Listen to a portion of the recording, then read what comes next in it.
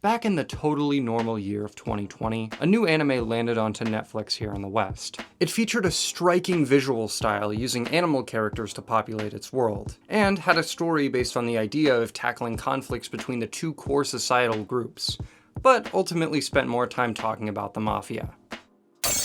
Howdy, my name is, Gary, but you could just call me Butter, and welcome to another episode of Animal,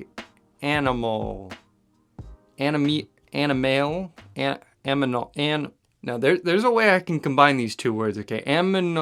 Anal. I had to cut my Halloween video this year for time because I got an eye infection, so, BNA Brand New Animal was released in 2020 to fine reviews, I think. I thought it was difficult to find people talking about this show when it first came out, and it's kind of the same thing now. But I'm gonna actually try to add a little something to the ecosystem of this show, and that's gonna be by doing two things. Number one, I'm gonna go over the show and kind of pick apart what I like and what I don't like about it, and then two, use that information to sort of semi-pitch a season 2. Recently, I've been thinking about a lot of my content here on the platform, and a lot of it's just me looking back at old shows and saying whether I like them or not. But now I kind of want to look forward and get my creative juices flowing a bit. Hopefully this makes for a more interesting and enjoyable video instead of me just sitting here going, this is what happened in this episode. This is why I like why that happened in this episode. Now, if you look at the next episode, obviously I'm going to leave a big spoiler warning for the show because in order to find out how to continue the show, we need to know where it left off. In a world that establishes a divide between humans and an alternate species known as beastmen, the show starts off by setting up a fish-out-of-water character, Michiru Kagemori, as she explores Anima City to seek refuge from the hostile human world outside, and find information about her odd condition. Here she meets our other main character, Shido Ogami, who's somewhat of a detective or agent for the mayor of the city. He helps find her housing and tries to just move past her, but through coincidence and Michiru's determined nature, they're stuck with each other. On top of that, one of his major character traits is his immense distrust and hatred towards humans, which, unfortunately for him, over the course of the season we find out that Michiru used to be a human, but was turned into a Tanuki beastman through a blood transplant gone wrong. This gave her special abilities that manifest throughout the series. We also get to meet another hybrid beastman human, Nazuna, Michiru's best friend who was kidnapped after she was given the same blood after an accident. She uses her abilities to pose as an ancient deity, the Silver Wolf, and is followed by a sizable religious group. There's the big bad, Alan Silvasta, who funded the creation of Anima City, all as part of a plan to eradicate every beastman by activating a gene in their DNA by overcrowding and scaring them, turning them into nightmare murder creatures and using a formula to permanently change them into humans. He's set up as a human, but he's actually a pure-blooded beast god, akin to the Silver Wolf, who isn't Nazuna, but is Shido. We get to see some of the city's downsides, like the blood sports, species hierarchy, terror, I don't think I can say that one on here, and the mafia. In the end, the mayor opens the city to allow humans to move in, hoping to connect society together. Michiru is given a cure to turn her back into a human, but she doesn't take it, hoping that her form can help her understand the problems between humans and beastmen. Did I miss anything? Oh, yeah, the weasel. M-I-N-K, Marina Mink, I'm not a weasel. Was that a lot of information crammed into a small amount of time? Because that's how this show feels. 12, 20-ish minute episodes wasn't enough for all of that. But hey, they still tried and they didn't do terrible with the amount of time they had to work with. Okay, let me go over the good and the bad to kind of help cultivate our hypothetical season 2. To get the easy stuff out of the way, visually fantastic. I mean, it's Studio Trigger, so of course it's gonna look great. The colors are especially vibrant and striking. Dude, I always think of that first action scene with Shido. On top of the color work, the designs are peak. Both the beast forms and their human form counterparts are so cohesive and they look great. Shido is awesome, Michiru stands out really well, and a lot of the side characters like the police chief, Pinga, Nina. The music is also a highlight. I would love to own the soundtrack on vinyl someday. With that out of the way, let's actually get into the story a little bit. Starting with some of the major characters, Michiru's story of learning to accept and embrace her new identity as a hybrid beast-human is really good, wanting out of it at first, and then really growing to understand the value of the position that she and Nazuna have been given. Shido, on the other hand, needed a little bit more to bite into when it came to his arc. His main character flaw was his intense hatred towards humans, but that just kinda came and went depending on the plot. Humans in general weren't a super important part of the story in the grand scheme of things. I think the most important fully human character in the show was the Japanese Prime Minister, and that one party girl that showed up for that one episode. Which, in a show where the absolute first bit of world building is that humans are bigoted and violent towards beastmen, it feels like a waste of potential. Speaking of a waste of potential, I think that Boris as a character, being this creepy dude pulling strings behind the shadows, was not given any payoff whatsoever.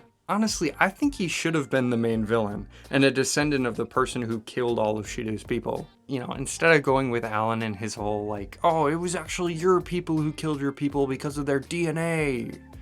I get it's the name of the show, but you know, whatever. But no, today's not about like rewriting the first season. We are looking for what to include in season 2. There's one scene in the first half of the show that I really like, where Michiru gets a human phone and checks Facebook to find that her mom is wishing her a happy birthday, and that she still cares about her despite her condition. This seems crucial to me. The episode where Michiru and Nina go out to the human world is also a great look into the tiny little bit of human versus beastman conflict. It's such a unique direction to go with it, in that these humans say they love beastmen, but their care is kind of fake in a way where they, how do I put it, romanticize yet patronize the idea of them. That was great. I just kind of wish it mattered in the grand scheme of things. Moving over to the Mafia Yakuza type group, they end up helping to save the city in the end, but like, arrest them and remove them from the show. They bought and sold child beastmen. I didn't like episode 2 because they introduced this gang of women whose whole idea is that they were all left to die sad and alone, so they need to stick together and stick it to the man. And I was like, yeah, hell yeah. And then they were like, also, we're selling those kids to the black market. And I was like, fuck. 2 last things before we continue.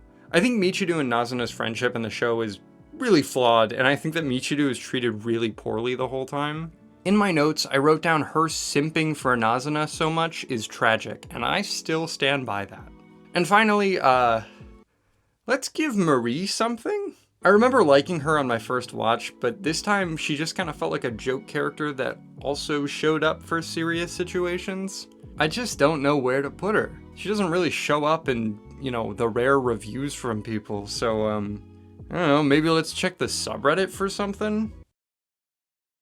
Maybe let's not do that. Alright, and with that, season 2 is a go. To keep with consistency, I'm gonna keep in mind the whole 20 minute episode thing from the first season, just so I don't get overzealous. The main core of the show that I want to set up is harking back to that original humans versus beastmen world conflict.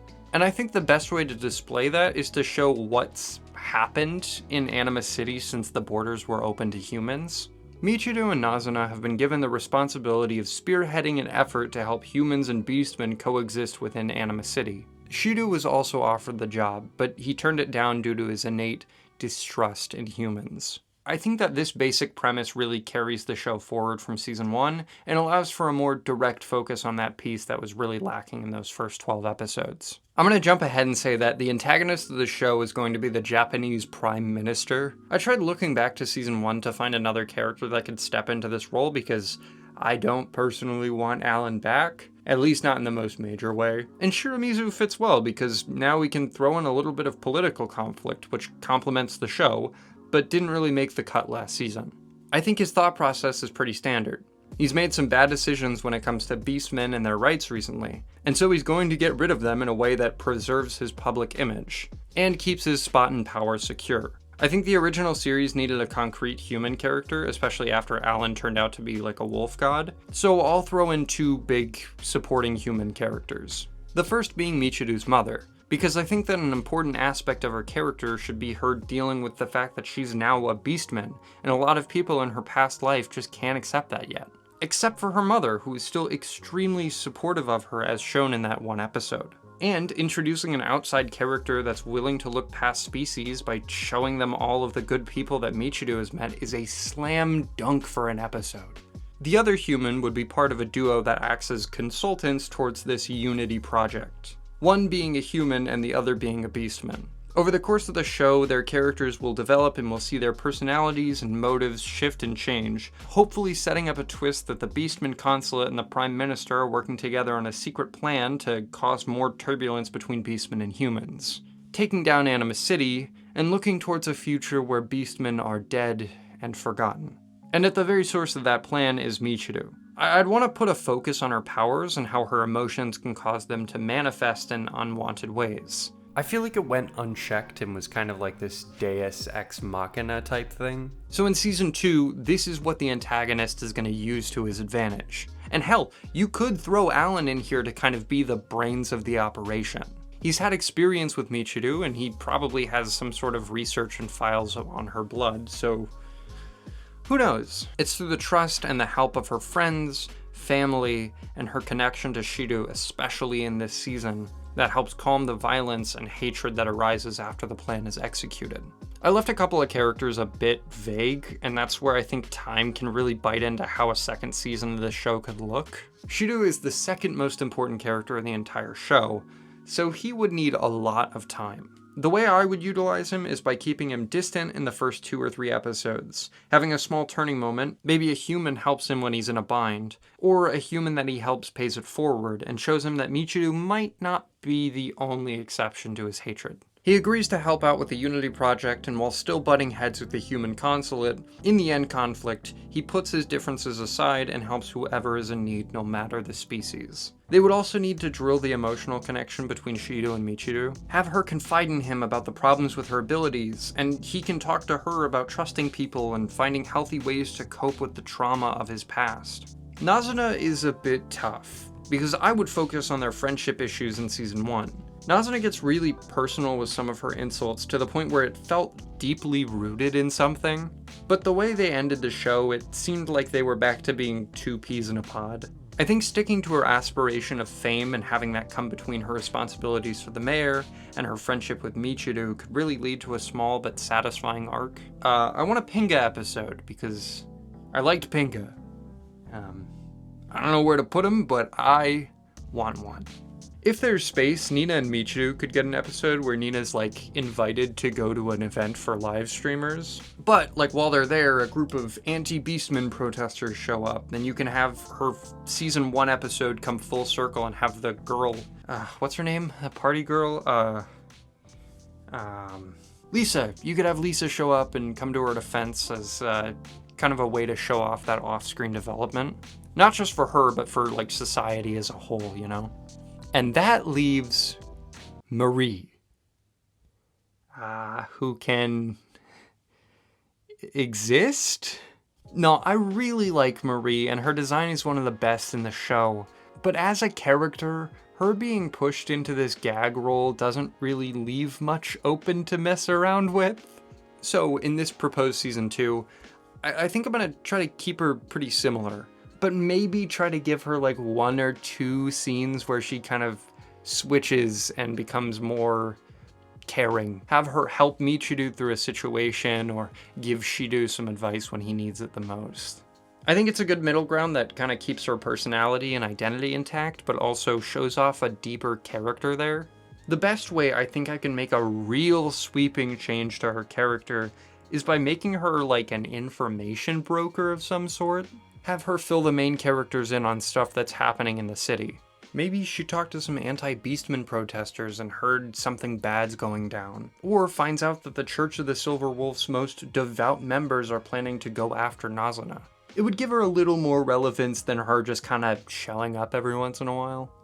So, to recap, Season 2's main theme is humans versus Beastmen, with a plot involving the Prime Minister driving a wedge further to keep political power, and using Michiru's power against her to keep the blame off of himself. It would bring back a couple of old characters to give them a satisfying conclusion, and introduce new characters to further push this main theme.